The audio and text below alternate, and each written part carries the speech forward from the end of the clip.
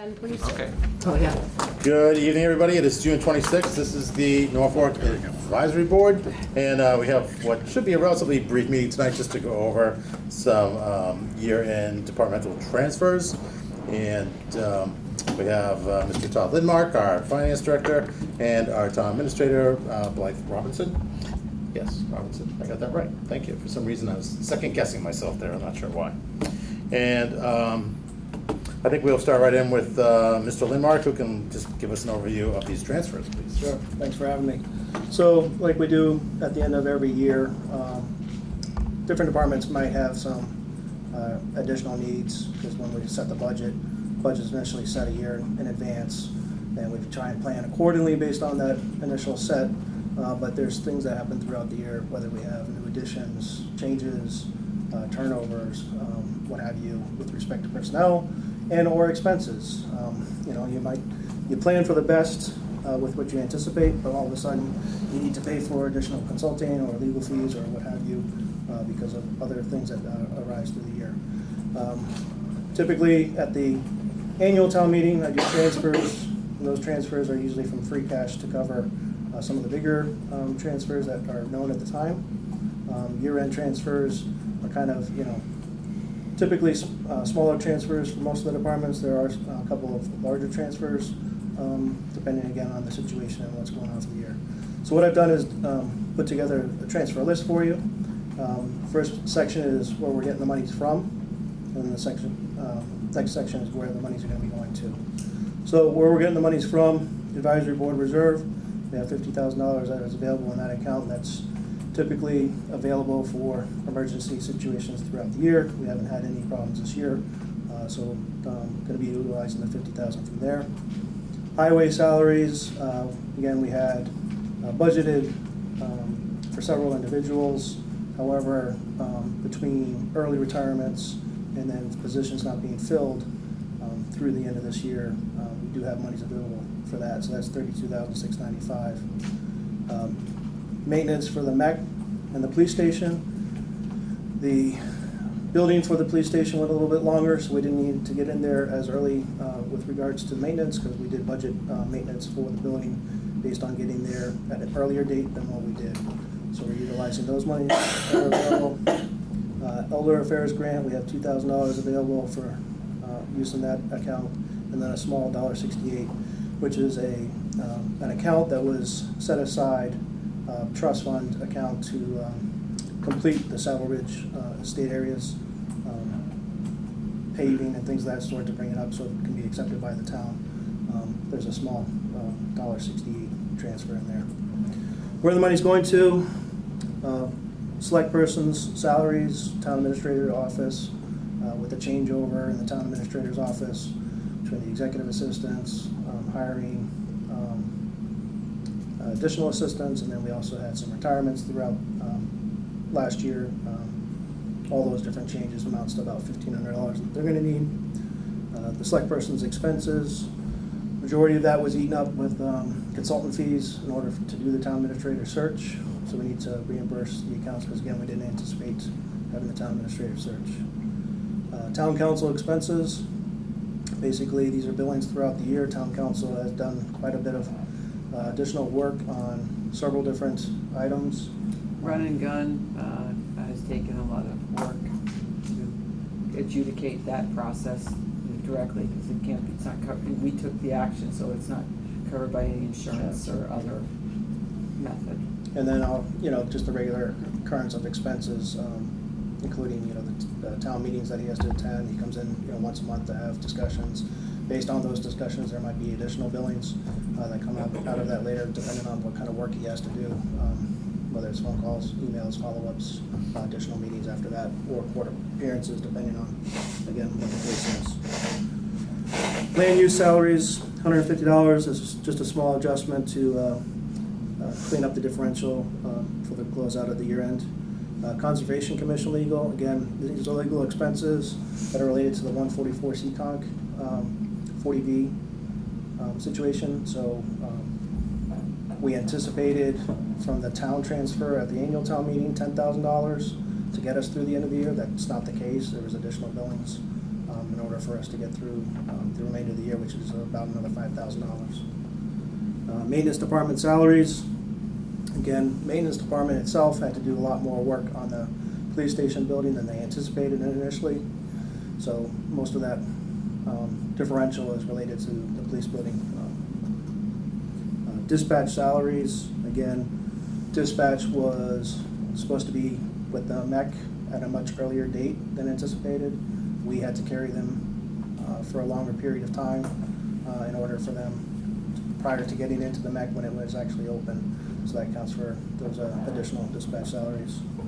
COA salaries, we hired a new director based on the outgoing director, the new director, a little bit differential there. We also increased the drivers' hours, and we also had a little bit more hours in the outreach worker because they were very small. I think it was 10 hours, and we increased them to 20 hours, both of those positions. Recreation salaries, this is an adjustment for the recreation director. They did a review of her position based on what her working capabilities, currently what she was doing versus what her initial job description was, and the differential and throughout the year. So it was decided back early October, I think, or around October, November. They did this review for them, and it was decided to increase the salaries. And again, that's what the salary increase is for there. Highway expenses, it was identified by the DPW director. Again, he had some salaries that he had available. He wanted to do some more road work. He actually wanted to do a lot more road work. We curtailed him down a little bit, so in order for him to get through the year with the road work that he already had anticipated, it was $25,000. Included with that is also the tree work that's typically done around doing some road work, whether it's taking down trees, or branches, or what have you. Again, $7,500 for that. Transfer of the trust fund, $1.68, so that offsets the Saddle Ridge account.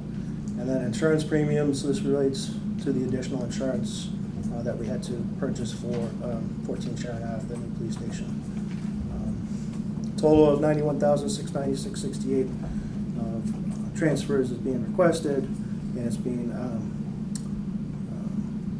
received through the available funds that I've already identified. Any questions? David? The Elder Affairs grant, where's it from, and why do we have the ability to move it into other uses? So when we set up the Elder Affairs grant, again, we try and put a budget in place initially. The Elder Affairs grant gives us X dollars per elder in the town that we can then utilize. And we may have not utilized it fully for a salary or an expense in the Elder Affairs grants. So it just makes sense to transfer out of that because it comes from the Is it state. Is it a state grant? It is a state grant. And we have the flexibility to move it away from servicing elders? You could argue that the salaries for the COA director or employees down below is an eligible expense, so. Do we have to report that? It's reported through the grant process each and every year, yes. I think it's $12 per elder per year. It's just gone up. And that's to provide what kind of, sorry. All kinds of services to seniors, whether it's transportation or services at a council on aging or training for staff to better serve elders. There's quite a large range, and They'll be comfortable with moving it to COA, so there's not gonna be any issue. no, like I said, it's an eligible expense. Questions over here? One question I had is with the MEC shifting, it looks like the deferred maintenance or the unneeded maintenance is covering the carryover for the additional salaries. Is that about right? Or Correct, yep. Okay, so there's Majority of it. and the new building standard doesn't change our agreement for what our requirement is to cover the combined dispatch. Is that right? Ask that one question again. So we paid for additional dispatch internally here until that stands up. Correct. Our requirement in contribution to the new dispatch isn't changed based on a sliding start So, date. No. under the new program, will be assessed Yeah. for the dispatch, and that they're taking a best guess estimate because it's their first year. Yeah. So we anticipate that actually to hopefully go down Right. because they anticipate a little bit higher.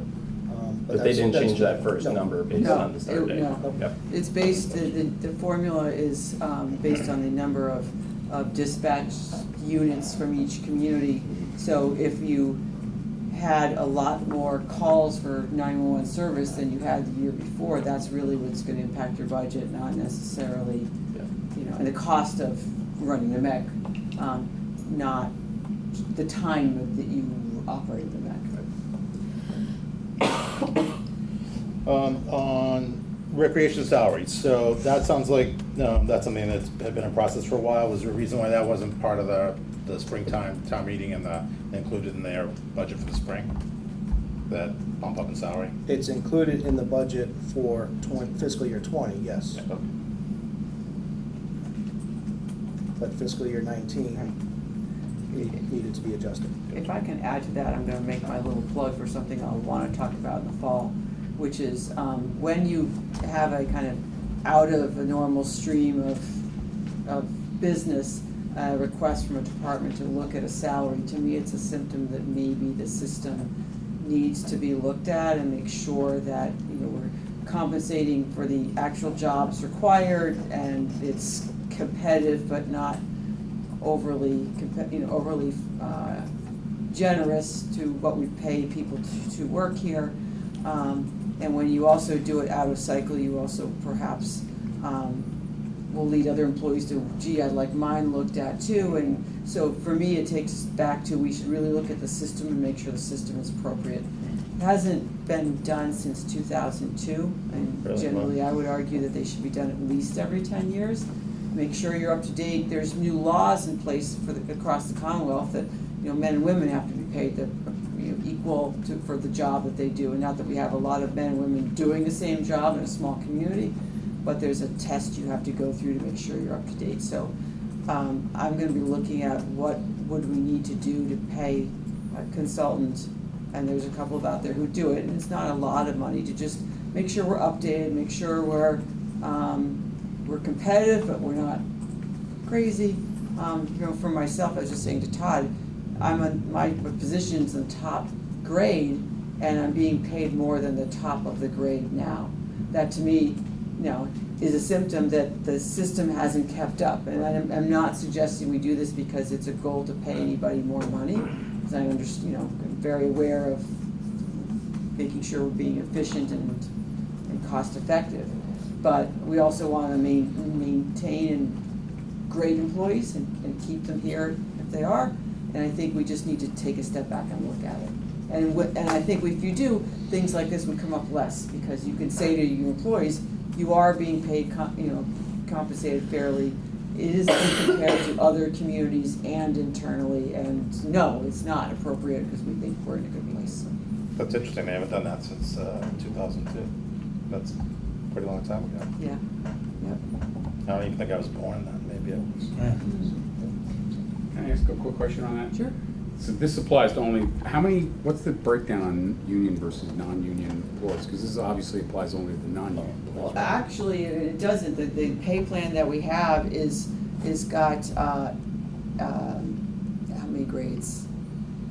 13, 14? And the first lower grades up to like 8 or 9 are the clerical union employees, and the higher grades are the non-union department head type employees.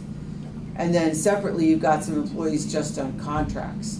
So what I would carve out is police, fire, and public works, which are simply negotiating a cost of living increase every year.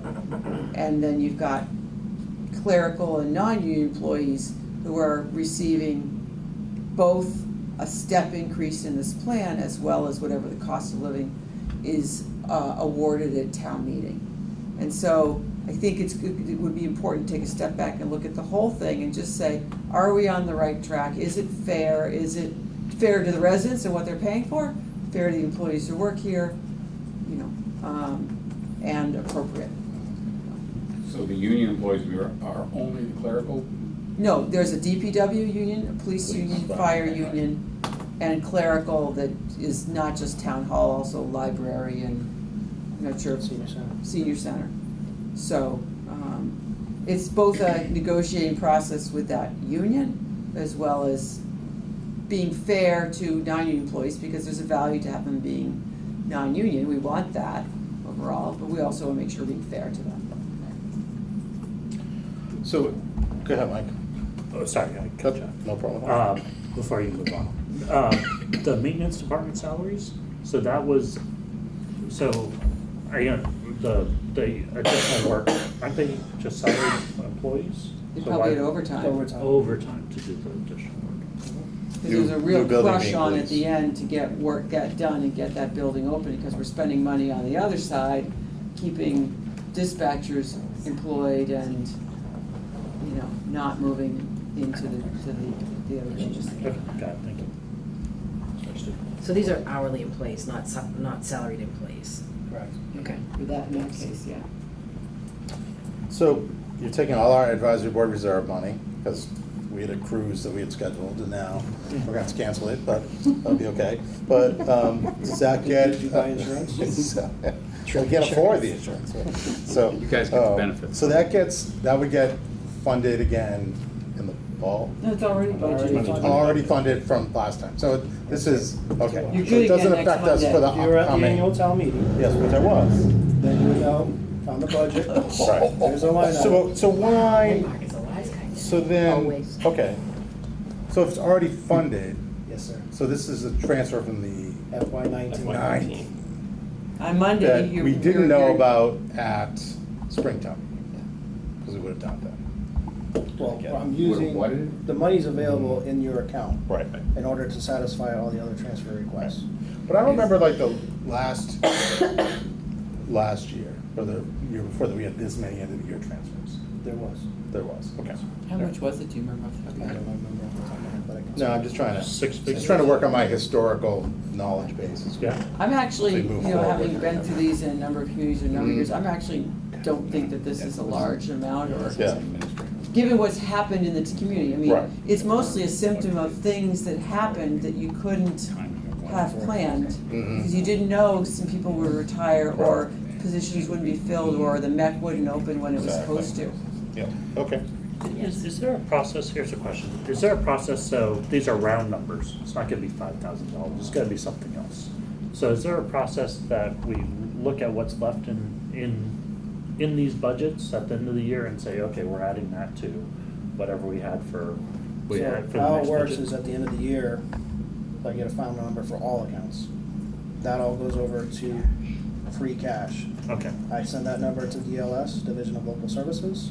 They review it, they run it through their templates and make sure that it fits within all their parameters. Then they certify and send me back, you are certified with X dollars of free cash. So we have turnovers, whether it's additional revenues we weren't expecting, yeah, it's a mitigation is typically one of them, or department turnovers, meaning that the department didn't need as much money as it needed, or. More revenue came in than you expected? Federal Emergency Management Association is gonna be sending us monies for snow from 17 storms. so if there are any shortfalls in these numbers with the, You can't have shortfalls in numbers, you have to end in the black. Okay. And so Todd's being smart, and he might know that in, say, select person salaries, you really only needs 1,475. He's gonna round it up to 1,500, make sure that he's got $25, because you all don't wanna have another meeting on July 14th okay, I think to that's. approve him again. Okay, So we'd rather have it lapse with a few pennies or dollars in an account that we turn back yeah, to the greater good, rather than come back and ask you to meet again which goes into free cash. together. Got it. One other question, you mentioned that the police and fire only negotiate on cost of living increases? But that's a general statement. Okay, all right, because one of the things that we've heard for the last couple of years is a challenge within the fire department, especially on retaining talent. Mhm. And if we're doing a comp survey or thinking about doing a comp review, including them in the comp review to see if there is a way we could save money as opposed to continually training new people to have a higher retention rate by matching. So we addressed that with a union contract that we just settled with them. There's increases Beyond the COLA, there's also stipends now for greater for being a paramedic, being an EMT, being excuse me? Education incentives, Yeah. because we might have been paying an equal rate to someone to be a firefighter, but they could go and get an education stipend over in another town, and they'd say, well, why do that? I'm doing the same job, I can make, X more over here. So the contract was, maybe a little greater in terms of the gives by the town, but the goal was to stop that from happening. Great. So we didn't train them up to say, Yeah. see ya. Thank you. And a little bit, and the same in police, maybe not quite to the same extent, but it was happening in both those areas. Okay, all right, thanks. Anything else in the transfers? No? Entertain a motion to approve the transfers as noted on the sheet that we all have. Arthur's not here, so I'll make the motion to approve the transfers as presented to us tonight. Second. All in favor of approving the transfers as listed on the sheet, please say aye. Aye. Any opposed? Nope. All right, the transfers are approved unanimously. And you probably know that they were approved by the selectmen last night, it's a two-step process. 2 steps, yeah. So, they did their part. Sign a sheet. I'm so sorry, say one more time, they're approved by. The law requires that both the selectmen and the finance / advisory committee Got it. approve them, so they acted last night, you act tonight, and together we're good. Awesome, thank you. All right, great. So really, we'll try to get us out of here soon. The only other thing quickly I just wanted to go over is last year we had those departmental committee assignments. And with the fall, since there might be some more capital items coming up, we've talked briefly last cycle about a couple of them. But I just wanted to go over those assignments. We don't have a full house tonight, so I will send out some reminder messages to. The crappy stuff on the people who are here. Sorry? Yeah. The I crappy know. stuff. Right, that people exactly, aren't yep. So, and some of them won't change from the last time. And so for the fire department, we had Arthur, I was police and animal control. Brian, you were on facilities management. You're still okay with that? That'd be great. And Dave has the DPW. Susan Klein is Norfolk Schools. KP Schools is Jonathan Hurwitz. And then, so Joyce we had plugged in as like a planning board liaison, which I thought was helpful because last time a couple of issues came up and she was able to get us some of that info a little bit more in advance than we've had in past years. So that's open. And then Peg, you were library, senior center, and town hall. So you can stick with that, or you can ask to get plugged in someplace else. I want Jonathan's job. You want Jonathan's job for KP Schools? Okay, it's yours. Thanks. Dun, dun, dun. And It might make some sense, given my background, to do planning. to do what? Planning. Do the planning. You want to do planning? Fantastic. I can move off other stuff if I need to, but Yep, and some of these- I understand the process better than. Some of these, thanks Dave, some of these things we can double up too. So Mike, do you have any particular interest in any of these things? I'm available for. You're available? So, Arthur, Arthur, yep. take time. Let me Town hall. see. Need some backup. Are there other board reps besides planning, like the conservation? The weird thing is planning, it should be like planning and land use. Yeah, That planning, covers all land the other- use. Okay. Yeah. It Covers is. Yeah. Concom, And also Joyce was familiar with, chairperson of the Concom. for yeah, another right, year. yeah. Well, and former select board member. She Is has- Mike taking library, senior center, and town hall? We moved Jonathan to that, so. Okay. Oh, Jonathan, well, really, I'm open, I don't know. All right. So what's I left? don't know, it seems like there's a lot Needs to going on show with the facilities. So would you mind Yeah. help working Sure. with Brian on, Yeah, sure. on facilities? Just because they've made a lot of changes and there's a lot going on. I think it's all good with some of the realignment of some of the jobs, and also maybe some stuff will come up as we get more plugged in with the new building, so. And, So can you outline the duties of these committees, like of this representation from the advisory board? yes, so basically, this idea is for each person that's assigned to one of these departments / committees would reach out to the department heads and to schedule a meeting with them. And certainly, now's a good time, and really try to get a better handle and more information in advance about what's coming up within their own department. And as we get into the fall, I think that would be especially helpful with capital, and then maybe starting to be able to like look out a little bit further than maybe we have done in the past, and to do some forecasting. So I talked to someone from another town that's done this for a while, and I'm gonna see if I can actually maybe like have lunch with somebody. It's my hometown actually, where I grew up, because they've been doing this, and they actually like work with the department heads to plot out like what some of their equipment needs might be over the next few years, and to really try to not be surprised by, oh, we need a new fire truck, or we need a You should a never new be this or that. surprised. Right, I know. So, and I'm not saying Sorry. I'm not saying we have been surprised, but sometimes what has happened since I've been on the committee is that something will come up, and I think we've all felt occasionally that there can be a little bit of a scramble to get some of the information from a particular department.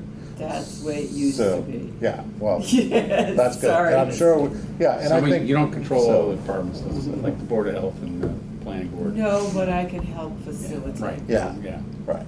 So, and I know, like, from when I've talked to our chief of police, I know they're concerned about some of the communications with the radios and some of those things. But I think, like, before we start talking about some of those things, I mean, I'm not an expert on, public safety communications or what type of equipment that the DPW might need. So if we have a little bit more information from these various departments, I think it'll just help make us more effective and allow us to work better, throughout the town, and to do a better job of what we're supposed to do.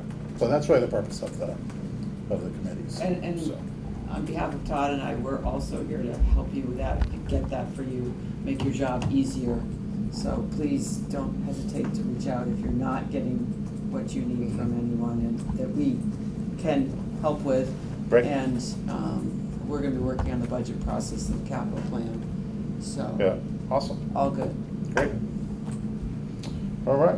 So you have me on facilities. I put you on all the committees actually while somebody else was talking. So, yeah, we added you to facilities. Yep, yep.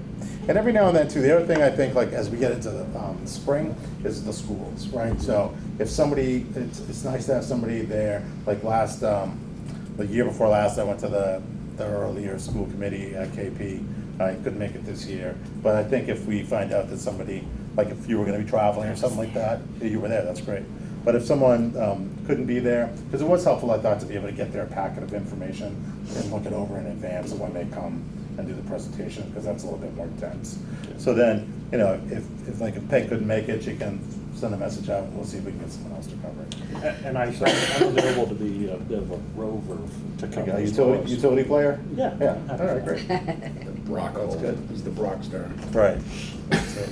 So, all right, does anybody have anything else? Our esteemed guests?